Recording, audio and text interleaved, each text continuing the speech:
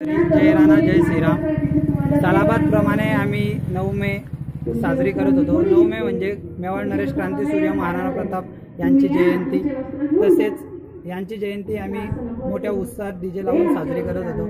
पण यावर्षी आमच्या मंडळाने थोडा वेगळा निर्णय घेतला।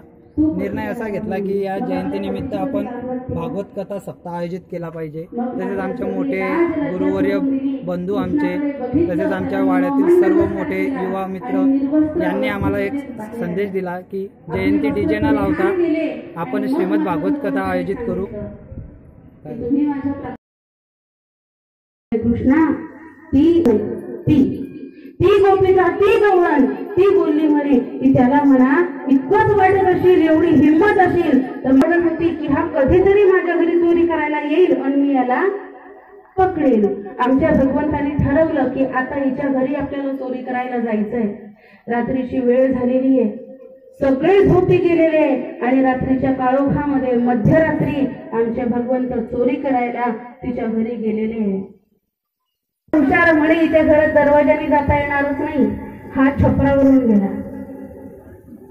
छपरावरून हा गेलेला आहे आणि गेल्यानंतर त्या ठिकाणी घरामध्ये गेले पण कुठेही दही नाही, दूध नाही, तूप नाही, लोणी नाही, ताक सुद्धा दिसलं नाही। म्हणे का रे कृष्णा ही तर कर्मदरिद्री दिसते, तिच्या घरात काहीच नाही म्हणून हिने म्हटलं की त्याला म्हणा माझ्या घरी ये। तिला माहित होतं की यांचा दिवस वाया जाईल। आमच्या भगवंताने विचारलं तुम्ही कुठे कुठे बघितलं? जिथपर्यंत आमची दृष्टी जात होती ना कृष्णा आम्ही तिथपर्यंत बघितलं। मग भगवंत म्हणतात की तुमची चूकच ती होते की तुम्ही तुमच्या दृष्टीच्या वर जातच नाही, जेवढी दृष्टी तेवढंच पाहता। म्हणजे वर पहा, पण वर पाहिलं तर वर तर खजाना भरलेला होता। बापरे म्हणे कृष्णा तू म्हणून भेटला नाही।